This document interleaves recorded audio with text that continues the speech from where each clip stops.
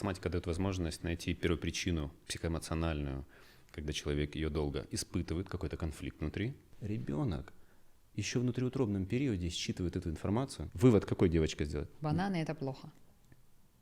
Она живет и не может на эти бананы смотреть. Опасность, что-то произошло очень сильное. В этот момент мозг фотографирует все, что вовне происходит, на всех органах чувств. Видит, слышит, чувствует, обоняние и так далее. Мозг на нейронном уровне связывает. Опа, это опасно.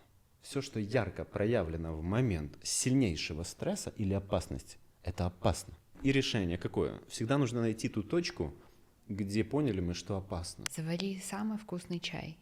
И вот вы ругаетесь, и ты просто подай этот чай мужу, скажи: нам пока пей, пока мы с тобой разбираемся.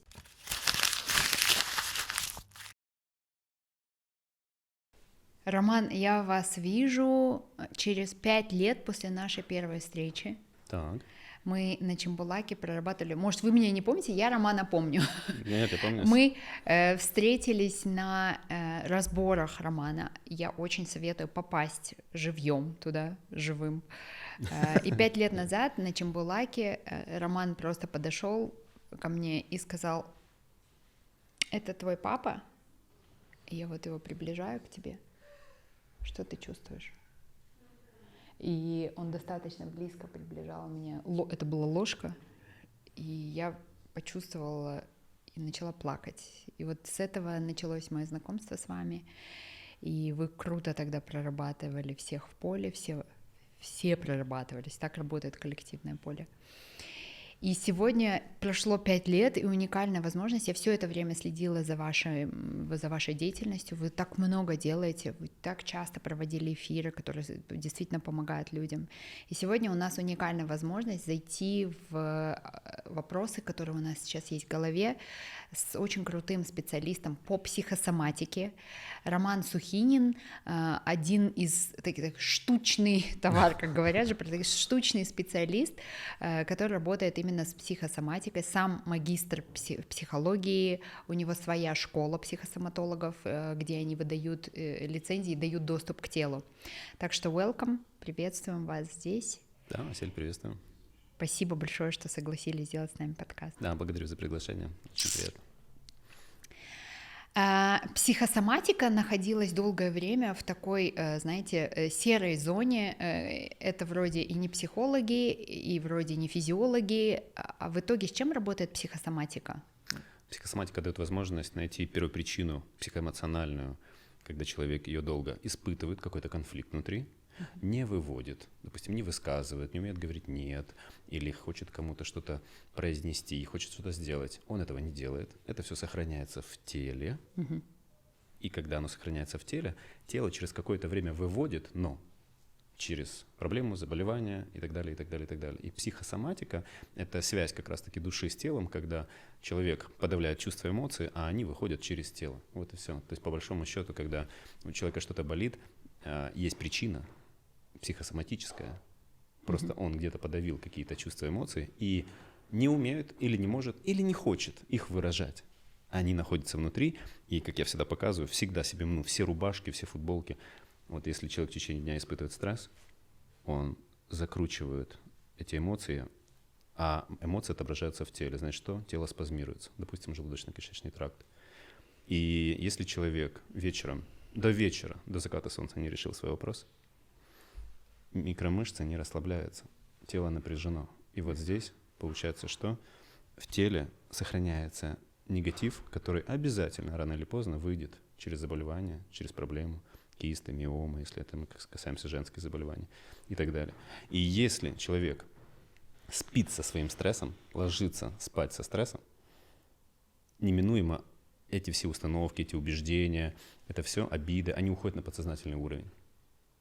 И в нужный момент, в нужное время, допустим, человек идет там на УЗИ и так далее, ему говорят: а давайте сделаем плановое УЗИ. Зачем? У меня ничего не болит. А потом оказывается миома. Откуда? За что? Всевышний, за что мне это нужно? Да не за что, а чем, какими своими действиями я создала себе эту проблему раньше. И когда человек находит, золотые горы не буду сейчас рисовать, да, у каждого свой срок, но миомы рассасываются. Допустим, если мы берем миому. Так вот вопрос, а зачем ложиться спать со стрессом? Лучше спать ложиться, я всегда говорю, с мужем или с женой. От мужа, от жены хотя бы дети рождаются, да? А от стресса? Миомы. Заболевания. Да.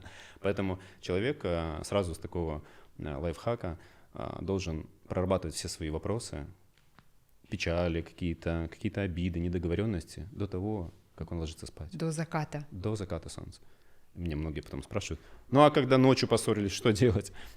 Не ложиться спать. Это все равно, что мы, когда просыпаемся или ложимся спать, мы же, простите, гигиену соблюдаем, Зубы чистим, конечно. А почему мы ментально себя не чистим? Очень, да, действительно вопрос, да? Хотя бы одним словом, что все, всех благодарю, отпускаю, если с кем-то был конфликт, или там смс-ку написать, если физически хочется. И все, достаточно. Но нет, мы носим по 30 лет обиду. На кого? На свекровь, которая, когда мы знакомились с ней, я еще не была замужем, она мне сказала, что, ой, а может быть не ты, мы хотели как бы другую. Все, обида на всю жизнь. Угу. Если не выражено это чувство, именно не отпущено, да, и сколько ночей прошло, сколько мы спим с этим стрессом, оно откладывается в теле. Я всегда говорю, человек, когда приходит, спрашиваешь у него дела, как у тебя успехи? Он говорит, классно. Почему? Потому что он хочет сказать, что у него все хорошо, а внутри у него больно. Тело никогда не врет. Человек может обмануть, но тело никогда не врет. Почему? Когда ты говоришь, вспомни такого-то человека в такой-то момент своей жизни, и почему-то мы плачем. Почему? Потому что нам больно, потому что мы вспоминаем сразу ту ситуацию, мы попадаем именно в тот отрезок времени, где у нас был конфликт. Значит, он записан в теле. Значит, это спазм. Вот и проблема. Печень, желчный отток сейчас у многих нарушен. Почему? Да, потому что есть злость, которая сохраняется и не выводится, спазмируется и не выводится. И этот конфликт изо дня в день. Так это работает, психосоматика. Друзья, вот вы смотрите подкаст, и он вам, возможно, нравится, возможно, нет, а возможно, вы смотрите 50-й наш подкаст и уже прокачанный на нет, и, наверное, пришло время мне рассказать о том, чем мы занимаемся у нас в клинике. У нас классные чекапы. Я советую для поддержания уровня энергии, здоровья, для еще большей продвинутости проходить чекапы регулярно. Поэтому я специально для подписчиков моего канала хочу предложить оффер. Вы приходите на чекап и получаете 10% скидку на все товары и продукцию Lulu Group. Представляете? Вы можете покупать чистое мясо, паштеты с нашей фермы, вы можете заходить к нам в аптеку или брать себе бьюти-продукты в Lulu, или запастись витаминами для себя и своей семьи. Ранняя диагностика и своевременные чекапы — это просто панацея от терминальных заболеваний. Это и профилактика онкологических заболеваний, это ремиссия аутоиммунных заболеваний. Для деток это вообще кардинально меняет то, как они будут развиваться. Раннее вмешательство для детей, когда ребенок не говорит 2 или 3 года, когда у него психоречевые расстройства. Мы просто запускаем речь, запускаем психосоциальные навыки, и ребенок получает импульс для максимального развития как раз в коридор развития, когда мозг и нейроны развиваются очень быстро в детстве. Поэтому чекап — это очень хорошее решение, которое в будущем сэкономит вам огромное количество денег. Я приглашаю вас стать тем осознанным человеком, который делает регулярно чекапы и находится в высоком качестве жизни и в высокой ресурсности. И вот вы куда, то есть вы сразу, вот заходит к вам пациент, и у него, например, давайте сегодня пройдемся по крупным кластерам заболеваний. Давайте, да? Самые актуальные, так сказать. Вот вы желчный, есть еще у нас аллергия у всех повальная. Паразитологи тянут одеяло на себя, это паразиты. Аллергологи говорят, это ваше питание, там все эти яйца и там курицы. Психосоматологи что говорят? С аллергией, с аутоиммункой, с онкологией. Вот у Габора Мате есть книга даже, где он определяет cancer personality, то есть это раковая личность. Это человек, который скорее всего с большей вероятностью заболеет раком. Он там описывает, что это супрессированные люди, которые подавляют свои эмоции. Вот вы что скажете про аутоиммунщиков, например? Кто это? Аутоиммунные заболевания появляются именно тогда, когда есть у человека аутоагрессия относительно себя. Я плохой, я хуже, я недостаточен, я чувство вины постоянно чувствую, я что-то сделал такое в жизни, я вообще недостойно в этом мире жить. Часто такие причины появляются тогда, когда в детстве хотели кого? Допустим, там мальчика, а не девочку, девочку, а не мальчика, или вообще не хотели детей, а тут, опа, забеременели, боже, что с ним делать? Ребенок еще в внутриутробном периоде считывает эту информацию, хотя опять сейчас многие говорят, как он может там считывать? Массу примеров приведу из своей практики, 13-летней, где причины хранятся именно там. Не мы привыкли, что это в детстве, но причины хранятся именно там, зачастую с нуля и до рождения. Как я всегда говорю, у нас 2 дня рождения, тогда, когда мы рождаемся, и тогда, когда мы зачинаемся. Потому что там есть весь опыт. Так вот, возвращаемся. Как это происходит? Аутоиммунное заболевание происходит тогда, когда человек понял, что как будто его не ждут, что внутри что-то я не соответствую ожиданиям. Или родители ругаются, или родители разводятся, когда уже ребенок более взрослый, и он видит и думает, это из-за меня. Из-за меня. И все, и у него это я плохой. И он начинает гнобить себя, унижать себя, заниженная самооценка.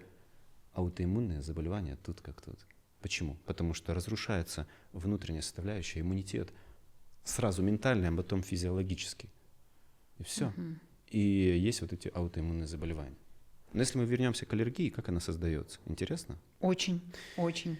У кого аллергия, вы можете прям там, под видео, под этим видео поделиться своими наблюдениями, или, возможно, вы уже найдете свою причину аллергии. Аллергия создается очень просто. Очень просто. И также, кстати, очень просто решается. Но в это тяжело поверить. Как аллергия создается? Давайте на примере. Девушка, ЗОЖ, классно, занимается, бегает по утрам, такая вся, говорит, блин, я живу здорово, Роман, откуда у меня появилась аллергия? Я правильно питаюсь, у меня нет интоксикации, то есть, нет, да, проверяюсь, да, все вот эти вопросы, и это правда, то, что могут быть паразиты, могут быть, да, интоксикация самая различная, питание, это правда, почему бы нет? А есть еще та правда, когда ты уже все сделал, а почему-то вопрос не решается или возвращается. Почему? И тут комплексно я всегда смотрю. Я никогда, от меня никто не услышит, что я говорю, от медицины нельзя. Отменяю, да. Да, или, допустим, там, нет, нутрициология не работает, или все работает, обязательно все работает. Кому-то достаточно дефициты убрать, кому-то еще что-то, и все, и внутри человек расцветает. Если не получается, смотрите дальше. И вот она бежит, очередное утро, она живет в ЖК, где прям зелено все, и ей поступает звонок. А как мы берем звонок, когда мы бегаем? Как мы берем трубку? Там, раз, мы не видим даже, кто звонит иногда, да, или видим, но раз, быстро взяли. И ей сообщают неприятную новость. Умер родственник. Что это такое? Это конфликтная ситуация, это такое состояние, острая опасность, что-то произошло очень сильное. В этот момент мозг фотографирует все, что вовне происходит, на всех органах чувств. Видит, слышит, чувствует, обоняние и так далее. В этот момент очень сильно цвела береза. Было цветение березы. Мозг на нейронном уровне связывает. Опа, это опасно. Все, что ярко проявлено в момент сильнейшего стресса или опасности, это опасно. И я сейчас приведу массу примеров на все аллергены, которые мы только знаем с вами, друзья. И каждый год, в то время, когда есть цветение, у нее закладывает нос, чешутся глаза и так далее. Почему? Потому что она чувствует запах березы, и мозг связывает, даже не запах, я сам не знаю, как она пахнет, не пахнет, эта береза. Но это настолько тонкий момент, что мозг говорит, это опасно. И потом, когда весна приходит, или любое время, когда происходит, как говорят, сезонность, у меня сезонная аллергия, кто-то говорит, это не сезонная аллергия, это именно в этот сезон что-то произошло. И поэтому человек опять испытывает вот эти чувства, эмоции, неприятные состояния, течет и так далее. И что происходит? Нейронная связь, это опасно. Что нужно сделать? Мы с ней возвращаемся просто в ту ситуацию. И я говорю, да, родной человек умер. Да, это правда. Ты же пережила, перегоревала. Ну, конечно. И береза не опасна. Ты согласна? Ну, конечно, согласна. Нейронную связь разрываем, даем понимание, что это нормально, классно. Оп, аллергия проходит и больше никогда не появляется. Почему? Потому что нету прецедента, нету опасности. А теперь более простые примеры, потому что это как немного может быть заумно. Мандаринки, апельсинки всегда привожу пример. Бананы давайте сушеные. Что угодно.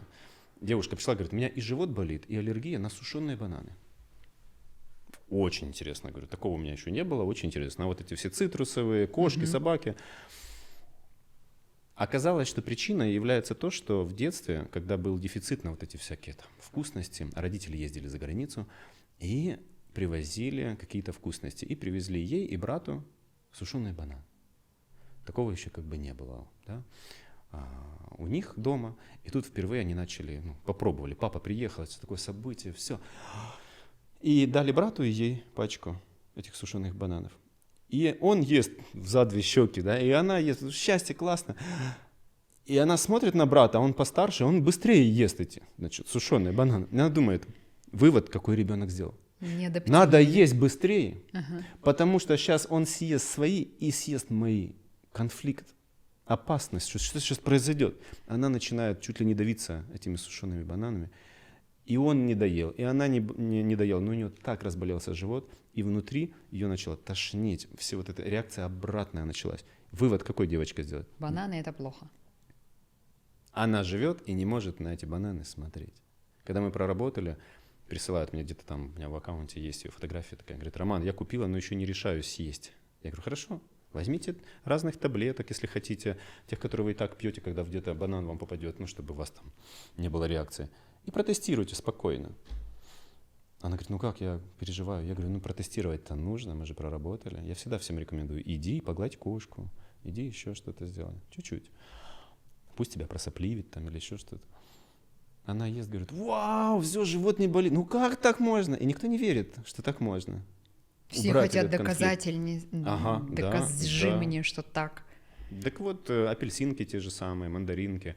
Ребенок маленький, женщина уже взрослая, но она была еще в Советском Союзе, когда там для них в семье мандаринки это было на Новый год. Дефицит. Да, и она пришла домой, унюхала мандаринки. И пока мамы не было дома, что ребенок сделал? Конечно. И мама приходит, когда ребенок наелся, он счастлив, он доволен, внимание, все хорошо. Мама приходит, какая реакция мамы? Ты что? Во-первых, это же ко всем на Новый год было, не только этому ребенку. Да.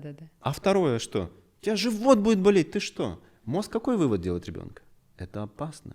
Как только на губы попадала в следующий раз ей цитрус, у нее сразу отек квинки.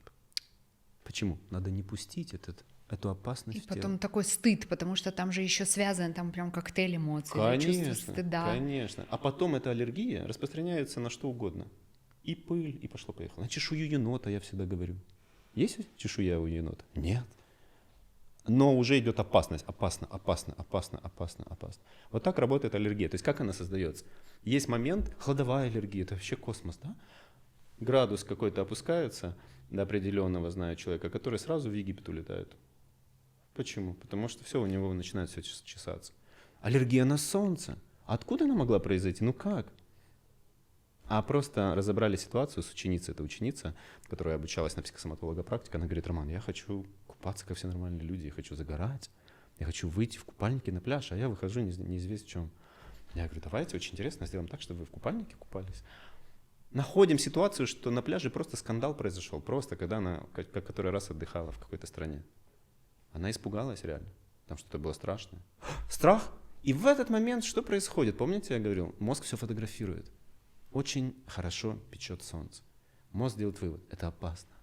Все, что ярко проявляется, это опасно. Все, она не могла без вот этих всех препаратов. Она не сразу поехала, мы проработали, она такая, все, билеты, я улетела протестировать, позагорать. Нет. 2 месяца прошло, она говорит, все, у меня есть возможность поехать, сейчас проверим. Давайте. Курс уже давно закончился.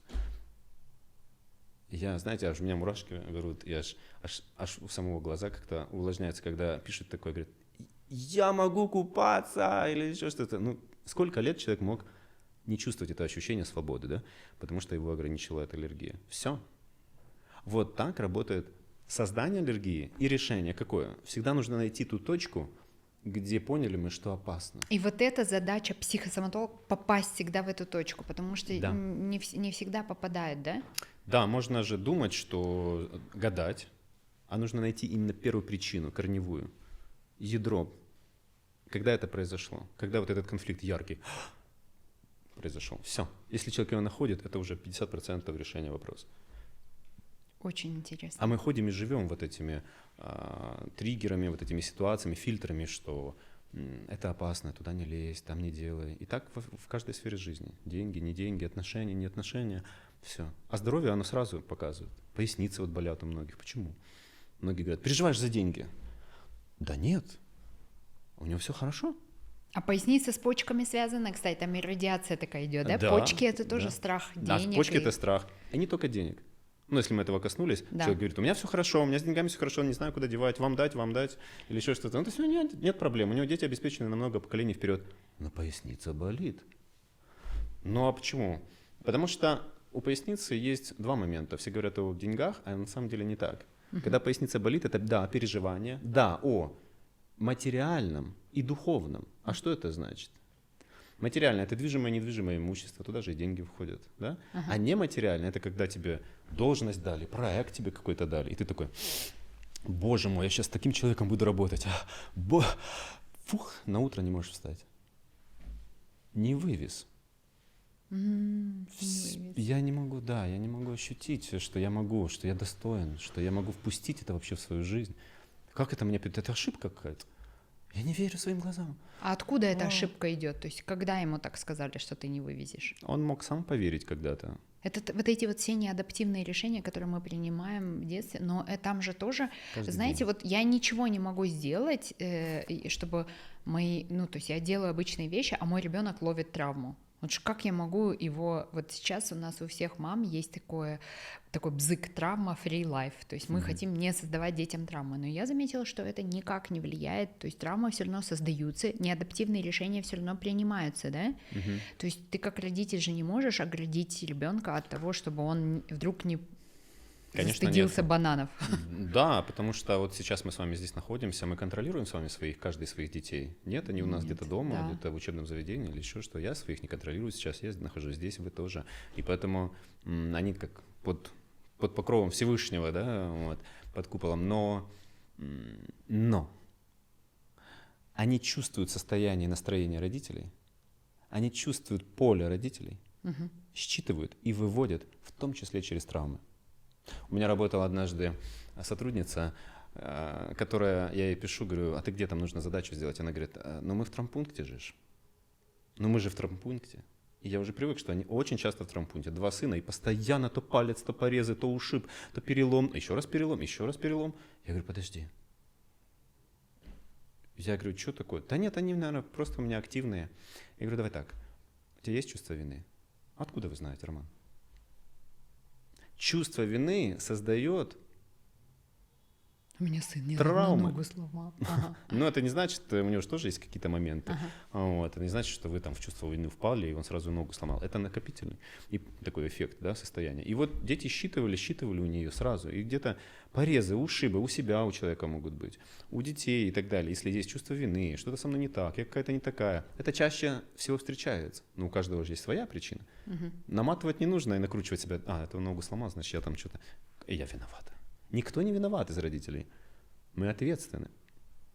Мы можем влиять на них. Можем влиять, можем не влиять. Они могут брать от нас какую-то программу или могут не брать. Почему 5 детей в семье? Один не болеет, все болеют. Почему так? Почему? Потому что один более...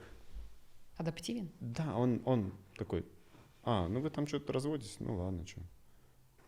Живучий, я всегда говорю.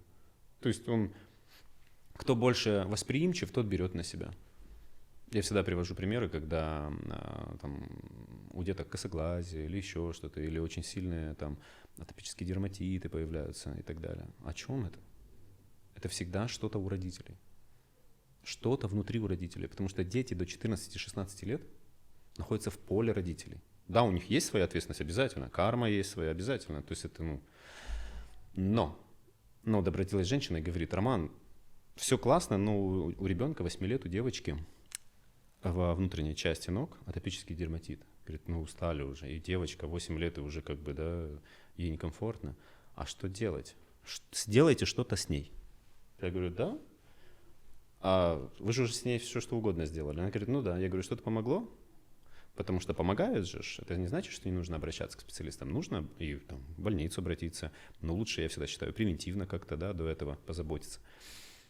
Но она говорит, да, но не решается вопрос. Мы находим, что у нее, у самой мамы, есть конфликт к своей маме. Она маму свою просто не переваривает.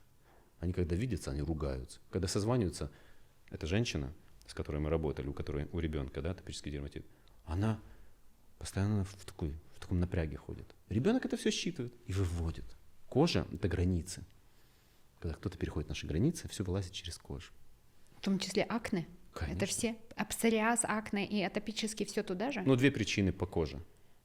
Если кто-то переходит наши границы, или мы подавили какие-то чувства, и выходит выражение через кожу. Не принимаем новое что-то, это вот чем такие аж бляшки серьезные, такие берут, аж засохшие куски такие на коже. Это панцирь такой, мы не принимаем.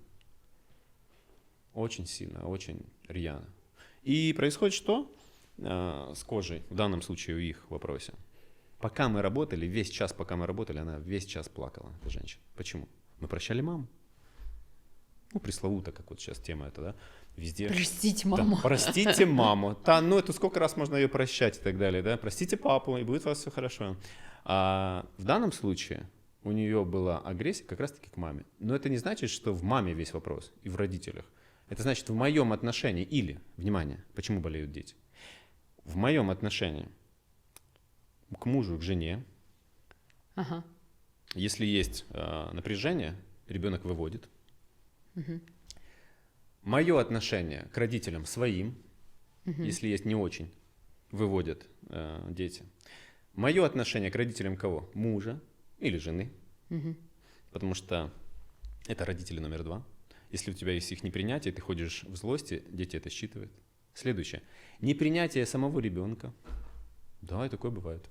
И многим нужно признаться. Блин, я его не принимаю. Вот этого как будто люблю. Ой, боже, что я такое говорю? А этого не люблю, боже. Так нельзя. Да. Я должна всех любить. Да, ну это как пальцы на руке. Как ты можешь не любить свой палец какой-то? Какой, как бабушка моя говорила, какой пальчик не порань, каждому больно. Поэтому ты любишь всех просто по-своему. И получается так, что если есть это негативное отношение, дети считывают. А потом самое такое топ-топ, когда человек сам себя не принимает, родитель унижает, оскорбляет, там, а мы умеем это все делать так красиво, изощренно, тихо где-то, то что получается? Тоже ребенок выражает. И если вы обратите внимание на какой-то аспект, где я кого не принимаю, или где у меня с кем конфликт из родных, которые я перечислил, уберете его и сами посмотрите, как будет вести ваш ребенок. Первое, что вы заметите, он перестанет нервничать, перестанет как-то не слушать вас. Это первое, что происходит. Если есть вот такие вопросы, которые у этой девочки прошли за 2 недели, когда мы маму вот выразили, все, она проплакала, так скажем. Ну, маму, да. 2 недели. Слушайте, действительно. Висит этот кейс, можно почитать. Вот. 2 недели. А про что онкология? Онкология, все говорят, все, капец, приехали. А на самом деле онкология — это очень сильная обида. Ну вот Габор Матеп тоже про это. И супрессия, да, такая? Да. И я еще скажу неочевидную Супрессия агрессии, да? Очень сильная агрессия. Бывает такое, что человек очень агрессивный. То есть он приходит к тебе на прием, и он уже агрессивный, и ты у него плохой, и все плохие, и ты думаешь, боже мой, подожди. Работаем, выравниваем, уже легче ему. Но есть еще одна причина. Это пожелание другим смерти. Как? Пожелание другим смерти. Интересно. А Очень просто. как человек может желать другим смерти? Ой, а вот эта страна! То есть Что же это это несправедливость мира, да, такая? Да, то есть по большому счету, когда есть очень сильное непринятие культуры, людей, национальности или еще что-то, очень сильная аллергия. Если есть еще и оскорбление и пожелание смерти, ну представьте, давайте так, я не буду тут философию такую, да, разводить. Все знают, что мысль материальна. Фокус, да, на чем держишь, что и усиливаешь. Давайте так, если мы мечтаем о чем-то, мы туда приходим, окей. Но если мы о чем-то думаем не очень приятном, мы желаем и тоже это получаем. Только в виде болезни. Ну, представьте, одному человеку пожелаю, вот сейчас вот мы нашему оператору пожелаем, давай тебе, короче, вообще фигового дня. Что будет? Он мне что пожелает? Он скажет, и тебе, шикарно, просто замечательно, ты такой молодец. Нет, конечно, он скажет, иди, ты знаешь что. Ну, вот. Это один человек, да? Вернется ли мне это, то, что я сейчас сделал? Конечно, вернется, 100%. И у меня может настроение испортиться, еще что-то. А теперь давайте так, городу целому пожелаем. Какой-то. Зеркало отработает. Чего-то. Да. Увеличиваем, Сожжёт представляете тебя. как? А теперь стране. Как человек потом ходит без энергии, да еще и с заболеванием. И он думает, а то за что мне, я же добрый. Я и ЗОЖем занимаюсь полным. Ага. Я когда-то зашел в один чат, людей таких полностью, они все там, ничего не едят, по-моему, то ли там, ну, такие очень классные, правильные. Я сам там хотел задать вопрос им, у меня B12 там упал, и говорю, как там поднять, потому что там мясо, там как-то что-то ем, что-то не ем. И меня чуть не съели. Они говорят, ты что, вообще ты неправильно живешь? Я вышел и думаю, боже мой, лучше бы они мясо ели. А они там не ели мясо там, и так далее. И лучше бы они ели мясо. Почему они чуть меня не съели? Там? Ну, то есть надо же быть человеком. Поэтому что мы отдаем, то мы и получаем. Поэтому, возвращаясь к причине онкологии заодно, пожелание смерти другим людям, неосознанно человек желает, да, чтобы они там все сдохли, чтобы они еще что-то... В сильной обиде, сильной ненависти какой-то, ненавижу, и пожелание смерти, оно возвращается очень сильно. И человек даже не понимает. Он обижается, ходит, он не принимает других. Это все аукается. Обиды. Это же самое, с чего начинается. Допустим, жена на мужа обижается, что он там, допустим, там, бросил ее. Мы вот с Асель Тумановой делали такое исследование, она со своей стороны, я со своей стороны. Кстати, Асель Туманова — это онколог превентивный. Ведущий онколог Республики да. Казахстан. Вот. И она со своей стороны сделала исследование, я со своей, и мы пришли к одному мнению. У нее сколько опыта, да, я свой опыт приложил. Она всегда спрашивает, когда девушки приходят и с проблемой молочной железы, онкологии, она говорит, а что у вас произошло? Как вы думаете, что отвечают? Развод или ссора с мужем очень сильная, или измена очень сильная. То есть что? Обида. Я обиделась. Ну, это адекватно, что женщина, наверное, обидится, да, раз такое произошло. Она же не будет говорить, ой, боже мой, что послали мне измену. Не так же мы реагируем, наверное, да? А как? Непонимание, как так можно было, как так произошло? Со мной, Меня да. кинули, бросили. А что такое молочная железа? Предназначение какое? Питать. Правда, кого? Не только ребенка, как мы привыкли, молоком. Всех. Да, это себя питать как женщину, мужчину питать, да.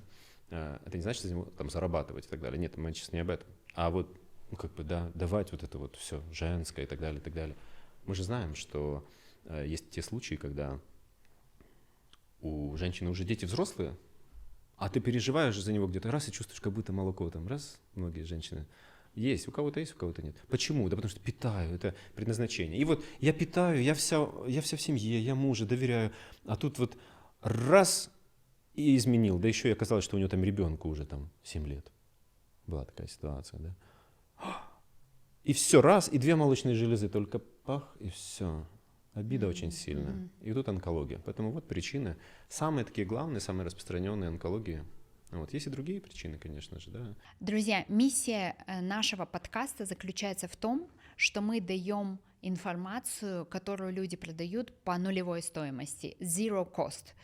И этот канал носит некоммерческий характер. Мы снимаем все за свои деньги, и подошло время, когда наши охваты, влияние, которое мы оказываем на жизни людей, настолько положительные, что мы сейчас ищем спонсоров нашего подкаста. Вы получаете рекламную интеграцию с нами. У нас огромное количество просмотров. Сегодня на канале почти 100 тысяч человек. Поэтому я приглашаю людей, которые схожи с нами по ценностям, это обязательно будет основным фильтром, у которых очень высокое качество товаров или услуг, к работе с нами. Поверьте, наша аудитория очень прокачана, потому что они посмотрели 50 подкастов с лучшими специалистами. Это люди, которые знают, чего хотят, настолько прокачаны и всегда готовы идти в глубину. Поэтому welcome. Но я заметила, что многие люди в онкологии, я вот тоже видела людей, которые мне интересны выжившие, да, то есть да, там есть онкология, потом есть выжившие, и вот у выживших все-таки есть какая-то комбинация осознания и огромной воли к жизни, да, то есть там вот это должно быть перекресток двух дорог, да? Вы правы, и он есть, и если соблюдать этот перекресток, они очень быстро выходят и начинают жить. Клиентка, которая была онкология, она говорит, ты знаешь, я была в той палате, где вот сегодня мы все засыпаем, а завтра вот не знаем, кто проснется. Она говорит, это жуть просто, быть там. Я говорю, и как ты вышла оттуда, да? Вот, то есть мы прорабатывали ее вопросы, чтобы не вернулась онкология и так далее, потому что когда там есть операция на миому или там та же самая онкология, люди осознанные, они приходят и говорят, я хочу проработать, чтобы больше меня туда не вернуло. Может быть, я как-то еще так думаю. Операцию мне сделали, но это же следствие. Люди, которые прокачаны, они это уже понимают. Вот. И Я говорю, а какое решение ты приняла, когда вот ты же жива? Она говорит, ну дай, говорит, я тебе расскажу одну вещь такую. Я говорю, давай. Она говорит, ты знаешь, о чем они больше всего все люди мечтают, когда туда попадают? Я говорю, ну, нет. Она говорит, кто-то на тракторе не покатался. Сожалений много, да? Да, то есть, что они просто не жили. А где-то себя загоняли в какие-то моменты и себе не давали жить, и другим, и так далее. Кто-то там просто закат не посмотрел. Закат не посмотрел. И она говорит, я приняла решение. Я в этом мире еще не все сделала для всех, и мне появилось большое желание служить людям. Я говорю, и? Она говорит, это меня спасло. Я говорю, молодец вообще. Ну да, этот принцип, когда тебе ужасно плохо, помоги другим людям, он классно работает. Да, особенно лайфхак. Это лайфхак. Тебе Вот. плохо, иди помоги кому-то, скажи, дайте вам. Ты болеешь, иди мой полы там, где лечат это заболевание или другое, мой полы. Ты не можешь деньгами помочь, условно говоря, многие сразу, да, возражения. Там мне нет денег, чем я буду помогать? У тебя есть время, у тебя есть силы, допустим, иди мой полы. Иди помоги там больным. Вот. И кармически так работает, что твой вопрос решается. Также и по поводу денег. Да как, Роман, я пойду там деньги, да, кому я буду помогать, если мне нужно? Такое, знаете, да. Я говорю, вот именно вот иди и отдавай то, что у тебя есть, по чуть-чуть, экологично и так далее. И раскрывается сердце у людей. Раскрывается сердце, Всё. потому что это изобилие. Вот мне многие, вот мы же делали с Александром Сенченко эфир, и он наглядно показал, что такое изобилие. Это солнце, которое дает Земле, всей Солнечной системе гигатонной энергии, которую мы даже не успеваем ни запасать, ни обрабатывать. И мне говорят, а что такое изобилие личности? Изобилие личности — это изобилие твоих мыслей, чувств, действий. Ты можешь действиями своими проявлять свое изобилие. Тебе плохо, ты помогаешь.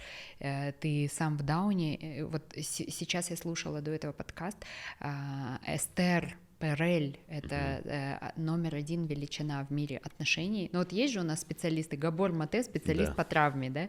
Эстер Перель, она специалист по романтизированным отношениям и кризисам в отношениях. И вот она говорит, вот ты ругаешься с мужем, да? И вот у вас идет нереальный файт, да? И в этот момент ты просто встань, пойди на кухню, завари самый вкусный чай. И вот вы ругаетесь, и ты просто подай этот чай мужу, скажи, нам пока пей, пока мы с тобой разбираемся. И все.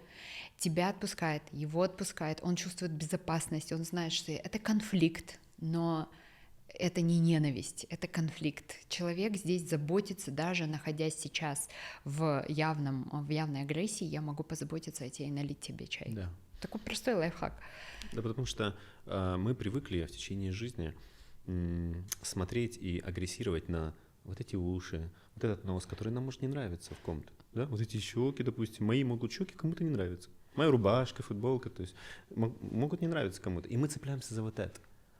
И меня часто спрашивают, Роман, а как сделать так, чтобы меньше конфликтовать, чтобы как-то вот мы жили более мирно, интересно? Я говорю, смотрите не на эти щеки, которые на вас ругаются, не на эти уши, которые вам не нравятся, у соседа, у любимого человека или еще у кого-то. Вы смотрите глубже на душу этого человека. И когда вы будете смотреть на человека как на душу, которая у него есть, естественно, да, и которым он является, этой душой, вы будете по-другому с ним общаться. Вот сегодня, друзья, прям если кто-то в конфликте, посмотрите на своего родного человека, не с точки зрения, что он какой-то злой, что он какой-то агрессивный, грубый, или там не знаю что. Посмотрите на душу этого человека. Все, вы совершенно по-другому будете смотреть, по-другому общаться, и этот человек почувствует, что вы его любите, а не наслаждаетесь им. Потому что мы наслаждаться хотим, а он нас не устраивает. У него что-то не то с телом. Блин, ты раньше другой была. Это происки, да, это происки эго, потому что ему все время нужно оценивать, концептуализировать, да, стандартизировать все. А сердце, оно всегда воспринимает все просто потоком. Представляете, вот я завтра буду проводить эфир, там 2000 женщин соберутся, я очень волнуюсь, я, значит, подошла к своему духовному учителю и говорю, вот я завтра, я переживаю, у меня будет эфир. И представляете, она просто мне говорит, я зайду в этот эфир, выключу звук, я не буду тебя слушать. Я буду просто сердцем поддерживать тебя и поднимать эту энергию. Класс. Представляете? То есть вот она помощь женщины. То есть у женщин, я не знаю, может, у мужчин тоже, вы мне тоже скажите, но у женщины и у матери есть невероятная способность влиять, даже когда она парализована, нема, глуха, слепа, она может влиять. Да. И вот это невероятное чувство, нужно его присвоить женщине, обязательно взять себе свое, да, и просто она так может влиять на детей, материнская молитва, она так может влиять на своего мужа, и не обязательно та-та-та-та-та-та-та, просто прикинь, человек говорит, я зайду в эфир и просто буду поднимать тебе вибрации, чтобы поддерживать твое сердце. Это, по сути, все равно, что человек молится за тебя. Молится или слышит. Или слышит. Не ушами, а вот сердцем тебя слышит. Он не оценивает. Не оценивает. Он тебя, просто да. любит. Да. Вот и все. По большому счету, что она будет делать, что будете делать вы? Вы просто этот весь зал наполните любовью. Все. Есть, можно все залить любовью, Да, и оно всё. само работает. Зашли на 1 минуту, заполнили, вышли, Работа все делает похлопали. работу, да. Знаете, Роман, очень интересно. Я вот сейчас, у нас все так идет гладко, классно. Хочется немножко такой перчинки, да? Но вот давайте. есть люди, которые говорят, ну как может... Вот еще один момент, сейчас мы чуть глубже протащим, потом выскочим, да? Я когда пошла тоже к специалисту однажды, она вытащила вообще даже не мой страх, а мамин. Да.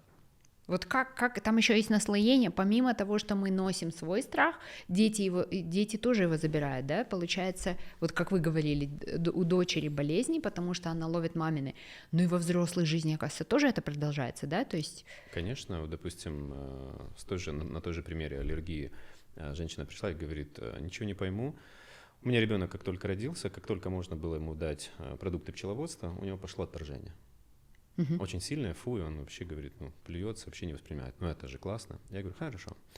Мы находим, 2 вопроса задаем, мы находим тот момент, когда она была беременна и вот употребляла разные продукты пчеловодства для того, чтобы поддерживать микроэлементы и так далее, и так далее. И она в какой-то момент их так переела, отвращение почувствовала, да, и страх, что ей сейчас станет плохо, она переест и так далее. Она страх испытала. Ну как вы думаете, почему у ребенка аллергия? Потому что он считал и сделал вывод. Этого нужно бояться. Но это же не его страх. Да. Это не его. Совершенно. Но он считал, что это опасно. Он рождается, ему попадает этот микроэлемент как-то в рот, да, когда дают там что-то. Организм срабатывает, а человек ничего не может понять. Да что ж такое? Врач говорит, что вы хотели? Посмотрите, может быть, там наследственное. И все говорят, это родовая программа. А что такое родовая программа? Это модель поведения. Если я также веду себя как родитель, получаю те же симптомы. А как прекратить на себе родовую программу? Не считывать чужие страхи, не нести чужие страхи. И вот как это сделать? Просто понять, когда ты взял эту модель на вооружение и несешь. Увидеть. Да, и что сделать? Самое главное, что нужно сделать. Надо признать, что я разрешаю своим родителям бояться. Это их чувства и эмоции. А я другой человек. А я имею право свои чувства и эмоции испытывать. И даже страх, если нужно, да. Почему бы нет? Почему мы так боимся каких-то негативных эмоций? Но это будут мои. И все. Видно прям человек вот так вот. И расслабляется. Все, он больше не боится. Он не носит маску мамы, маску папы, маску еще что-то, руководителя, который боялся. Потому что мы, когда с людьми работаем, мы же сравняемся, мы, допустим, там, с руководителем работаем, мы его модель мышления берем какую-то, правда, или еще кого-то. Все.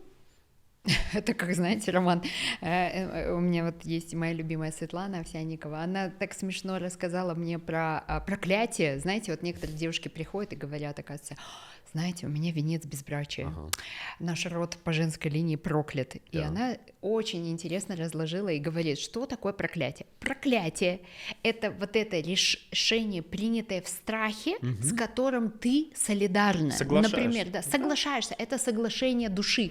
Это условно, например, прабабка потеряла, например, мужа на войне, и потом через год там сына, да, и бабушка или тетя какая-то в родовой системе говорит, Она мужа потеряла. Во сколько лет потеряла? Да, Наверное, во в сколько 40 лет, да, потеряла? 40 лет А уже ему потеряла. сколько? 38? Обалдеть. Все, сейчас Да. и я также. То есть она, хоп, принимает это решение, и у нее умирает сын, или там дочка замуж не выходит, и все, и они говорят, мы прокляты. Просто нужно остановиться и пересмотреть все решения, которые принимали твои предки, да? Даже одного достаточно. Одного Допустим, достаточно. если ты видишь, что у мамы было, у бабушки, у прабабушки, и ты думаешь, ну все, капец, да? Со мной то же самое будет. Ты берешь где? Ты чья дочь? Своей мамы. Где я у мамы считала это состояние? Где у мамы я считал? Мама ж передала эстафету, палочку. Так я эту палочку маме отдаю, мама имеет право. Вот это самое, то, что мы не всегда можем сделать. Мы не согласны, что ну как же родители будут плохо жить? Как же они будут несчастны? Я же им помогу быть несчастными, я на себя заберу. И вот только с этим, если люди могут согласиться, что моя мама, как бы мне было не больно, она имеет право бояться, имеет право брать эту психотравму на себя, а может и не брать. Но я точно меняю свое поведение. И как только ребенок меняет это поведение, все. У мамы могут быть еще вопросы такие, что не может встретить мужчину там, и еще что-то. Живет в бедности, да? Да. А хотите залезть в мозг маме и поменяйте, чтобы она стала красиво, модно одеваться, как многие хотят, чтобы она там нашла себе Жила пару. в Париже. Да, обязательно. А она хочет где-то там, не знаю, да, в красивом месте в Астане там или еще где-то. Ну, то есть, а зачем насиловать? Ты живи красиво, и твои родители будут счастливы, когда у их ребенок реализован. В этот момент родители реализованы. Даже если у них Вот какие-то говорят же, ты можешь исцелить весь род. Да. Это, знаете, у меня зять, он такой, знаете, аналитик в Нью-Йорке работает, но очень увлекается и Стивеном Хокиным, и Фейнманом Ричардом, да, физиков изучает, и он такой говорит, знаешь, Аселька, я вот не понимаю, child-free, это люди, представляешь, вот шло поколение, миллионы лет, выживали пандемию, вирусу, оспы, корь, испанский, там, чуму, тащили свой род вперед, хотели оставлять семя, след на этой земле. И вот род пришел в 20 век, и, значит, сидит миллениал и говорит, что-то сложное, ну, не буду я буду child-free, я не буду продолжать. И все, на нем все заканчивается. И я эту мысль дальше ему развила, говорю, представляешь, Ануар, ты повелитель рода. Да. В твоих руках вот святой Грааль, ключи, и ты говоришь, стоп, все, на этом миллионная история должна закончиться. Прикинь, какой ты могущественный. И он, с другой стороны, на это посмотрел, да, он сначала там, капец, и смотри, у меня мурашки. То есть ты сейчас в силе для того, чтобы исцелить свой род, для того, чтобы вернуться и простить бабушку. Хочешь, прощай, ну, если это помогает, да, но по факту ты единственным можешь исцелять род. Это принять решения, потому что все сейчас в твоих руках, ты принимаешь эти решения, и рожать, и не рожать, и следовать, и быть как бабушка, и не быть как бабушка, и так далее, да? Решение принимать. Решение. Это так аж до мурашек. Почему? Потому что как создаются вот эти проблемы, когда все, не хочу детей. Это же все, это же раз-раз, и род вымирает, да, правильно? Ну, если ты не хочешь детей, все, it ends with us, да, оно заканчивается на тебе. Бывает даже своя причина. Какая? Очень простая. Вот банальная причина, почему женщина не может забеременеть. Очень многие вопросы, да, сейчас, когда по анализам все хорошо. Что делать? Рассказываю одну причину. Вот кто себя узнает, сразу вот рекомендую сразу проплакаться и решить этот вопрос раз и навсегда, и зачать и родить красивых, здоровых деток. Давайте с нами сейчас. С девушкой одной работаем, и она говорит, я ничего не могу понять, не могу зачать, уже все сделала, все, что могла, и что могла, и что не могла. Находим причину очень банальная, очень банальная. Она вспоминает себя вот в это время, знаете, когда ты вот там в школу только пойдешь или в детском садике, вот переломный такой момент, и когда у тебя, ты в кроватке своей, такой ночник горит, такое время вечером, когда мама укладывает спать, и что это за время? Это чаще всего мы с мамами или там с родителями, ребенок общается, ему сказку рассказывает. Вот. Мои, допустим, дети просят меня мои истории с детства рассказать. Это так сокровенно, правда? И в этот момент ему все ложится на подсознание, и он, вот вспомните своих детей, они прям слушают, они там образы видят, они как будто в твоей реальности живут и запоминают все, что ты рассказываешь навсегда. Как она себя вспоминает? Она говорит, мне мама очень часто по вечерам, вот когда вот такая обстановка, такая тихая, спокойная, она мне часто рассказывала историю, как она меня рожала. Она рассказывала, что да, я вообще чуть не умерла. У меня столько Это моя разрывов история. было. Да, у меня Да. столько разрывов. Я столько крови потерял. Так больно было. Но ты у меня родилась. Ты такая любимая. Я так тебя люблю. Это моя история. Да? Мгм. Что происходит у ребенка, который это видит? Да он в ужасе. Он в ужасе, потому что... Он несет смерть. Да вообще. Да. И потом ребенок уснул, забыл, попрыгал. Он не помнит этого, как будто. Но приходит время, когда девушка выходит замуж. Хоть естественное желание детей, тут желание даже есть. У кого очень сильнее эта травма, там вообще не хочется вообще. Боже мой, кто придумал этих детей? Лучше инкубаторы уже в Китае создают или где, чтобы эти дети раз-два родились. Искусственная матка, Да, мы да, здесь да. тоже про это говорим, да. И все, она говорит, а я не могу зачать детей. И не может понять, почему. Да потому что программа стоит, опыт стоит мамин. Так перед сном, вот про это же и говорят сейчас теории снов, да, ну тот наш любимый Карл Юнг, который Да. писал вот такие книги. То есть то, что ты проживаешь вечером, сон потом запечатывает и консолидирует все в подсознание, да? Конечно, То есть- конечно. Многие же что делают, когда сон снится, да? Допустим. Записывает. О, это осознанные люди. А еще что бывает, мы делаем? Давайте скажем мы, чтобы Пугаемся снов? пугаемся или куда бежим? В сонник, да, смотреть? Еще больше И запечатывает, еще хуже, травматичный. да, почему? Потому что это опыт чей-то. Ну, не Пожалуйста, наш. не используем сонники и перед сном не рассказываем детям ужасы. Да, твои роды надо... И вот я тоже считаю, что вот женщины, которые с доулой рожают, они сейчас говорят, это были лучшие роды в моей жизни. Я Конечно. была как лотос, я была желанной, я была такой женщиной, проявила всю свою мощь и силу. И ты реально хочешь еще родить? Мне Да. под 50 я хочу родить.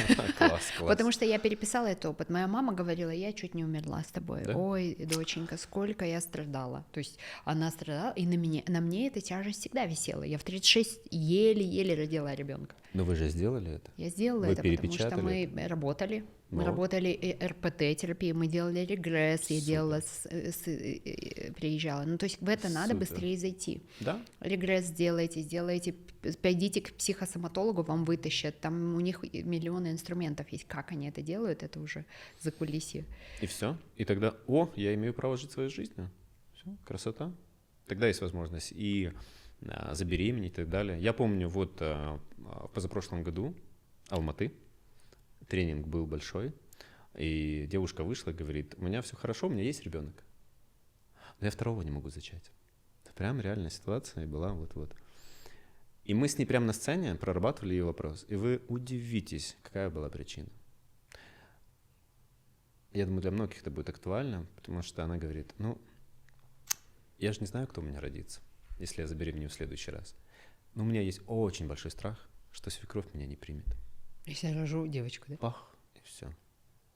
Я удивился, если честно, что, это же кто Это угодно чисто может родиться. казахская история. Да, для меня это было просто удивление. Я тогда еще этого, даже не знал. У меня не было такого опыта, я не встречал такого Ну опыта. как, половина Казахстана называют детей своих мальчиков Худай берген, Господи, Бог нам подарил его, а девочек, ладно, ол болсын, пусть будет Но у меня в мальчик. голове другая почему-то мысль. Наверное, это уже поменялось? Нет, это еще не поменялось. Это еще живо, это меняется. Дай бог, это изменится. Но у нас есть такие конфликты, да, внутренние конфликты глубинные. Или мальчик, или никто. Когда действительно принимается и пол ребенка, и воля ребенка, когда нету тех моментов, когда ребенок обижается на родителей за то, что его отдали в другую семью на воспитание. Это номер 2 причина в Казахстане вообще многих заболеваний. Это дети, выращенные бабушкой, дедушкой. Да, они добрые, заметьте. Нет, все там хорошо. Они да, классные, любовь, но у них да. глубинные обиды на родителей. Своим Почему родителям. меня из троих, почему меня отдали бабушке с дедушкой? И вот этот вопрос, он все время на подкорке крутится. Да. Самое главное, хорошая новость тоже в этом есть, что главное, что это решается. Да, главное, это решается. Это Люди, решается. пожалуйста, давайте увидим это, потому что вот эти вещи все психосоматологи решают на раз-два. Мы очень долго живем, просто не зная, что есть, оказывается, такой специалист. Есть беспилотные такси в мире, есть уже адронный коллайдер. Да. То есть нет чуда, есть просто разный уровень знаний. И поднимая свои знания, мы просто добираемся до решений. И это классно, это мы очень в хорошее время живем, когда доступны варианты пространство вариантов, где ты можешь выбирать тот слой, где ты хочешь находиться. То, что ты хочешь иметь, ты имеешь. Поэтому, да.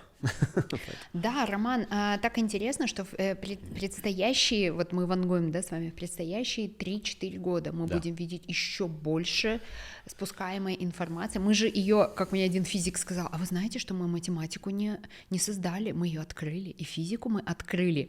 Вы ничего не можете создать, вы можете только открывать, и уровень вашего сознания доходит до уровня этих знаний, и ты реально начинаешь для себя открывать. Когда ты готов, тебе приходит это знание. Многие специалисты, которые подкасты смотрю, они говорят, мне просто идет и все. То есть, а как тебе? Потому что ты готов.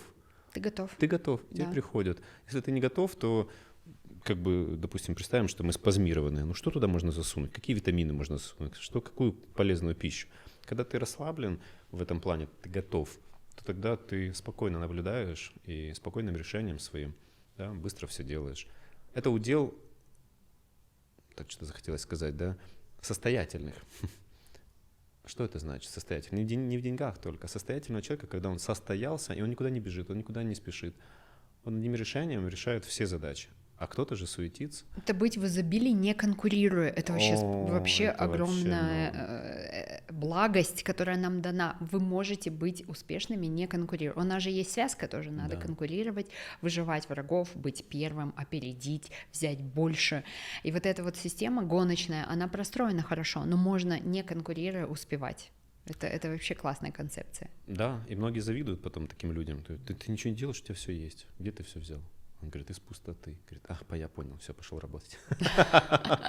Вселенная. Недавно меня приглашали на конференцию одну и говорят, Асель, можно просто не употреблять слово вселенная? Она сейчас всех раздражает. Особенно моего мужа.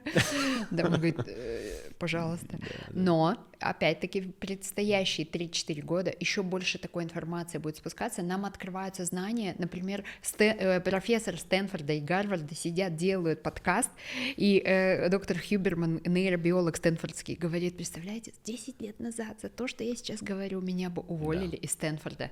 Он говорит, то, что мы знаем сейчас о возможностях мозга, за 10 лет сделало квантовый рывок, и не в нейромедиаторах, не в каких-то гормональных системах, а именно в этих сложных, трансцендентных, таких, которые неуловимые вещи, они появляются. И что самое приятное, вот многие говорят, что а медицина все не воспринимает, новые какие-то новые способы лечения и так далее. Я говорю, нет, это не так. Сейчас все развивается. И люди, которые работают в медицине, я всегда развеиваю миф. У меня сколько друзей, сколько знакомых, сколько коллег в медицине, которые что делают? Они говорят, слушай, мне идет знание, говорят, я чувствую, что есть там причины у человека. И есть коллега, гематолог в Российской Федерации, в государственной поликлинике, в государственной больнице, который говорит, слушай, на меня зуб точат мои коллеги. Я говорю, в смысле, за что? Он говорит, потому что у меня пациенты выздоравливают быстрее. Я говорю, что ты делаешь? Он говорит, применяю все техники, технологии для того, чтобы человек мог и причину свою понять, и понять, откуда это идет. Говорит, новую информацию, чтобы он принял и мог перейти совершенно в новую мерность. Я говорю, да ты что, ты им про мерность расскажешь, у человека, у которого там проблемы с кровью, и говорю, переливание делаешь и рассказываешь, он говорит, перед этим или после. Я говорю, понял. Я говорю, и как тебя люди слушают? Он говорит, у меня же быстрее выздоравливаемость, статистика по всем врачам, по всему заведению. Я говорю, вообще здорово. То есть такие люди есть, и они впускают новое и проводят, и это очень приятно. Проводники такие, да. Потому что на самом деле мы видим у себя по клинике, мы уже все делали. То есть, понимаете, Роман, у нас клиника, мы работаем уже 5 лет, и 5 лет мы начинали как? Значит, существовал протокол, я вообще ненавижу сейчас это слово, существовал протокол, даже нами созданный, лучшими врачами. И приходит человек, мы этот протокол, он говорит, ты так делаешь, спишь, ешь так, делаешь это. А у него не работает, представляете? Потому что он в стрессе, его надо сначала расслабить, или заходит, например, к нашему педиатру, у нас уже педиатры сами стали психологами, потому что заходит такой ребенок, и мы четко знаем, какая сейчас зайдет за ним мама. там заходит такая мама тревожная, и ребенок весь такой, он ходит и на пианино, и на танцы, и на плавание, и на бокс, и у него тики случаются, и мама говорит, а что с ним сделать? Дайте ему витаминку, чтобы у него тики прошли, и сама такая, быстрее дайте, разрешите все, и у нас уже тики у врача, то есть мы видим этот треугольник, и просто ты сам становишься, если ты наблюдаешь за этим достаточно долго, и поэтому у нас в Метабади мы вот про триединство, да, работать с первопричиной, работать с сомой, с телом, с психикой, с душой, для нас это очень важно. Ну, Казахстану повезло, что есть такая клиника, что есть именно такой подход. Я не преувеличиваю, потому что куда бы мы хотели попасть, друзья? Вот представьте, что вы приходите на рынок, и там человек с любовью продает вам помидоры. Ну, с любовью. Он так рассказывает про этот помидор. И он говорит, да, этот помидор выращивали вот так, его поливали, все. И кушать его нужно только благословляя, а не в агрессии. И рядом стоит человек, который говорит, боже, быстрее бы домой, что эти люди тут ходят еще? Бери или иди. Да, что это за отношения? В какие руки вы хотели бы попасть? Там, где человек смотрит комплексно, да, на вас и понимает комплексно, может одно слово сказать, и у вас все разрешилось. Поэтому это очень приятно, что есть, что вы создали такое, и вы по ценностям своим это делаете. Это красота. Роман, спасибо вам большое за эту беседу.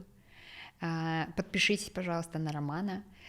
У него еще больше эфиров там и про другие заболевания, про которые мы сегодня не говорили, но я для себя сейчас подметила определенные свои болячки, с которыми я хотела бы зайти. Супер. Спасибо за приглашение, очень приятно. Спасибо большое. Всем, кто нас смотрел, желаю максимального здоровья, счастья и яркой, красивой жизни, своей жизни. Своей жизни. А не отыгрывание сценариев. Да. Когда мой психолог мне сказала, Селька, просто посмотри еще раз в честность, в глубину зайди, не отыгрываешь ли ты одни и те же сценарии все время, просто разными персонажами. И я когда посмотрела на свою жизнь, такая, то есть честность, честность равно счастье. Да. Ты понимаешь. Это факт. Я, оказывается, одни и те же сценарии отыгрывала. А дальше, что я с этим хочу делать? Хочу также на ипподроме бегать? Или все-таки мне в степь уже пора? А какую свободу мы получаем, когда мы живем в своей жизни, когда мы имеем право сами создавать свою реальность, но практически, не философски, что мы где-то думаем, да, надо жить хорошо. Не мешай мне, что ты делаешь? Надо жить хорошо. Нет, а когда мы можем реакции свои менять на любые события, которые нас окружают, тогда мы живем своей жизнью, когда мы выбираем реакцию. Событий может быть много. Событий много. Но какую реакцию мы выбираем при том или ином событии, это делает нас или больными, или здоровыми, или счастливыми. На этом и закончим. Да. Спасибо. Если вам понравился наш сегодняшний подкаст, наш гость, я советую вам делиться своими инсайтами, потому что многие люди, оказывается, просто смотрят инсайты и тоже себе их выписывают, вы поможете другому человеку. А я хочу разыграть 3 метадиагностики в нашей клинике за самый эмоционально заряженный, полноценный, такой, знаете, душетрогательный комментарий, который вы оставите под этим подкастом.